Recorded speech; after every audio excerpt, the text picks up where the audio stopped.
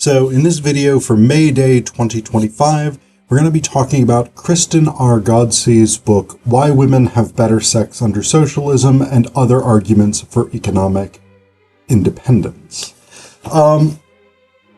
So this is a book that I think is really fascinating, in part because I think a lot of people who have thought about the conditions of women in Western capitalist societies have an intuition that Ghodsee's thesis is true, but what she's done is studied it using the tools of ethnography. So she has conducted interviews with people, she has studied various elements of people's living conditions, she has collected sociological data, etc., etc. And essentially, the argument, if you wanted to boil it down to the absolute bare bones of it, is that capitalism fundamentally devalues the labor of women, particularly care-based labor, which women disproportionately are responsible for, and therefore makes women dependent on men who are much more likely to be in the public sphere. So one thing that I think is really worth having clear in your mind when thinking about this argument is the distinction between the private and the public spheres. And this is a very contentious arena, and there's a lot of different perspectives on this, but essentially we can sort of say that the private sphere consists of the home economics, care for children, care for the elderly, care for relatives who need support of whatever kind. That this is a space that is typically, even though this is a fallacy, thought of as a non-economic space, a non-professional space, etc., etc. And then you've got the public sphere, the world of labor, business, science, knowledge generation, profit generation, politics, etc., etc. And these spheres are traditionally in Western societies, as well as other societies, but not uniformly across the board. These are traditionally gendered spheres. The private sphere is the sphere dominated by women. The public sphere is the sphere dominated and occupied by men. And so what Ghodsee argues is that this shows up in terms not only of economics, although certainly that is true, but it actually impacts women's emotional, romantic, psychological, and sexual lives. So she starts out here in the introduction. The argument of this book can be summed up succinctly. Unregulated capitalism is bad for women, and if we adopt some ideas from socialism, women will have better lives.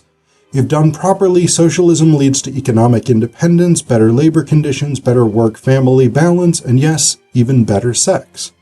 Finding a way into a better future requires learning from the mistakes of the past, including a thoughtful assessment of the history of 20th century state socialism in Eastern Europe.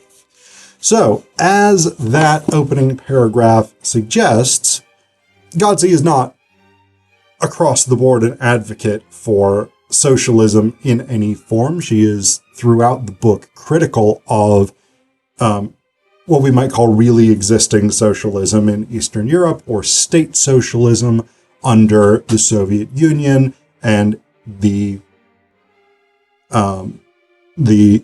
communist bloc, countries like Poland, like Czechoslovakia, like Yugoslavia, that were never formally part of the Soviet Union, but that were part of the Soviet sphere of influence. She is definitely critical of them, but she identifies a number of significant ways in which women consistently have fared poorly under capitalism. And she identifies ways in which socialist governments, because they were at least in principle committed to gender equity, to bringing women into the public sphere, for as much as they often failed to do that, especially at the, say, highest levels of government and politics.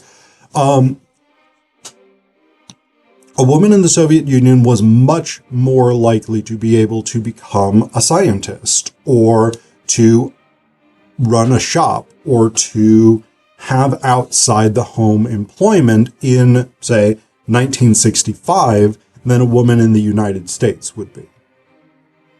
So, I mean, the commitment to an actual programs dedicated to bringing women into public life did in fact succeed to a certain extent. They were not entirely successful, but they made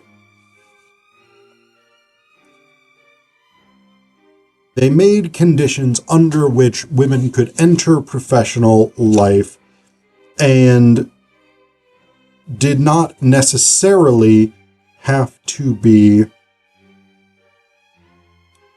reliant on men. Let me find a good bit here. So I think this gets dealt with throughout the book. Yeah, so as we get to this question, right? So women's labor under capitalism has consistently been undervalued. This is why we have the gender wage gap. And while some people try and make arguments that the gender wage gap does not really exist, the data consistently shows that it does.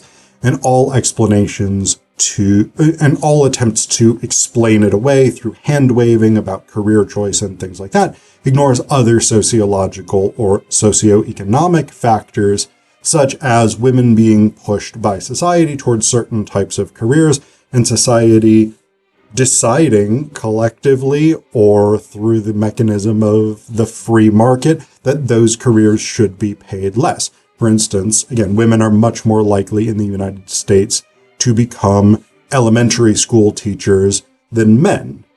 Men are more likely, when they go into education at all, to go into higher levels of education. And we as a society typically pay elementary school, primary school, kindergarten teachers substantially less than we tend to pay people at the higher levels of education. And there are attempts, very stupid attempts generally, to argue that, oh, women are just drawn toward nurturing professions and men are not. This, of course, is dumb. It's clearly dumb because it assumes that there is an innate biological distinction as opposed to sociological factors that work to shape the kinds of expectations that people of different genders within a society experience. But this is one of the important things, is that when a woman is dependent on a man for her economic life, her ability to control her own life is substantially decreased, right? So okay, I'll read you a couple of quotes from Ghodsee to try and illustrate this. So she says, in order to meet their basic needs, food, shelter, healthcare, education, they, women, must either sell their sex or earn money to pay for these resources another way. The more opportunities they have to earn money, i.e. in societies with higher levels of gender equity, the less reliant they are on selling their sex and the more likely they are to have pleasure from sex. What this means is in a society in which women have fairly few economic opportunities, few opportunities to be economically or financially independent of a man, they need to sell something, right? And what she's talking about here is not inherently sex work, although that is sometimes the case. And I'll read you another bit where she provides data that following the collapse of the Soviet Union, with its support for women, with its generally with its universal health care, with its childcare and kindergarten services provided by the state to everyone within the country, etc., that sex work became significantly more common in Eastern Europe as women attempted to survive and to make up for the loss of that support that had been given by the state that liberated them from requiring men to support them in exchange, typically, for sex. So what she says here is, essentially, sexual economics theory is right. And I'll talk about set theory or sexual economics theory in just a second, but only within the confines of a free market system.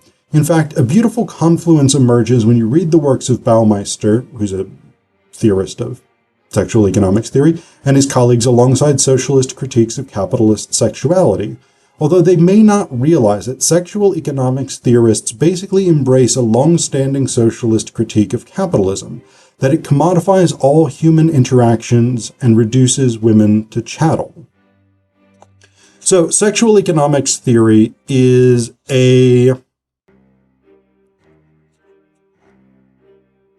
basically a sort of weird, uncomfortable confluence of neoliberal socioeconomic theory and incels, right?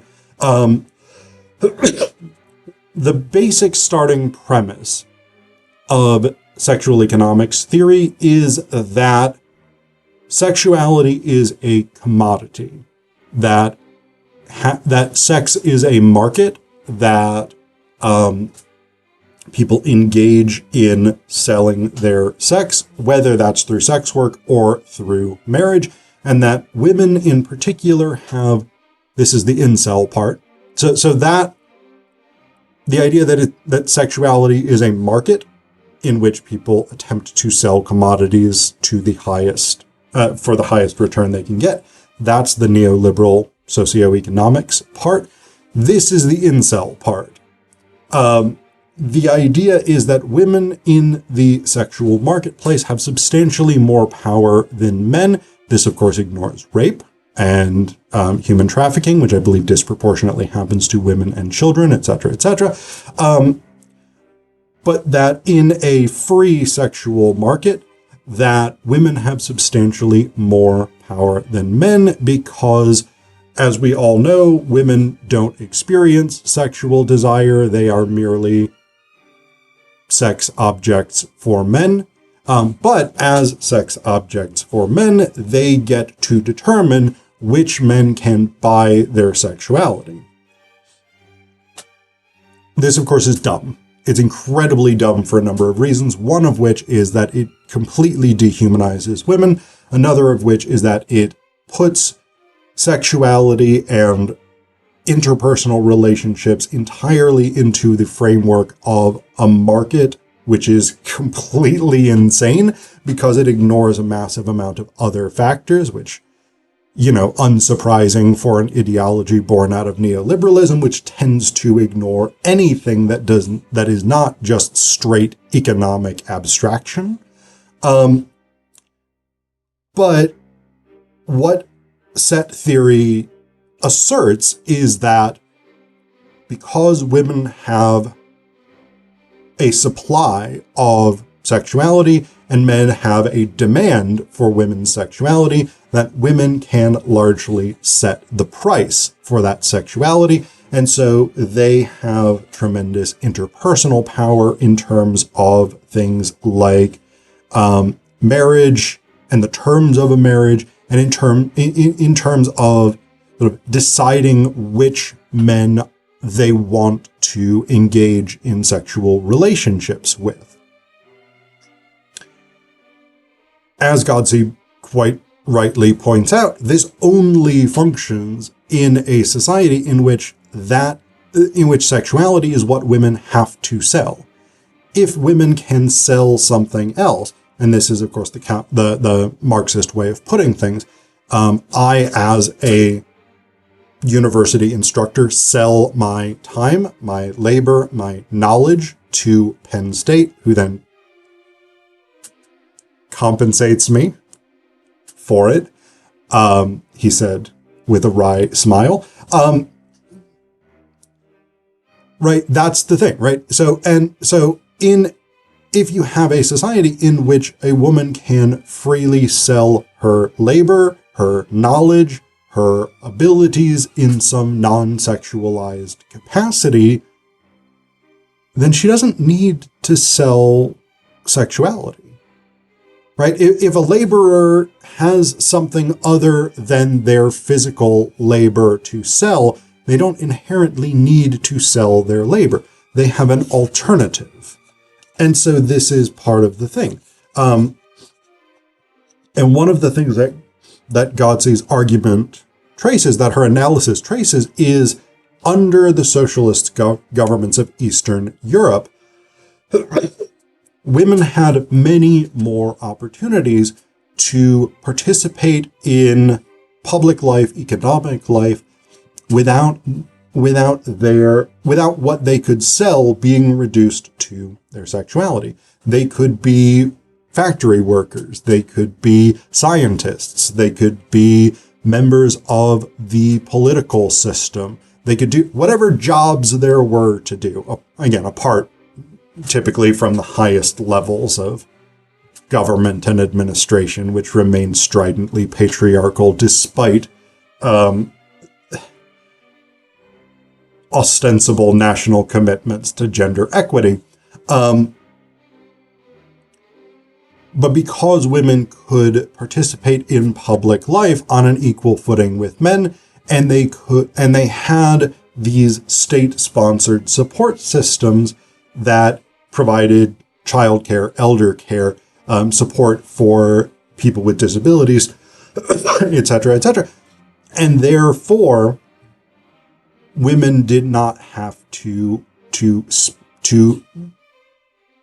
substitute their labor, their unpaid labor within the household, for the labor time that they could expend outside the household. And so women were not dependent on men, right? And this is not, of course, just true in the Soviet Union or the communist countries of pre-1991 Eastern Europe. This is also true in any society with high degrees of gender equity. So contemporary Scandinavia, for instance. Women do not have to stay in bad relationships with men because they need food, shelter, rent, clothing, etc. And this is part of the reason why Scandinavian women today are much more independent than women in, say, the United States, the United Kingdom, places that have higher degrees of unregulated capitalism and lower degrees comparatively of social safety nets.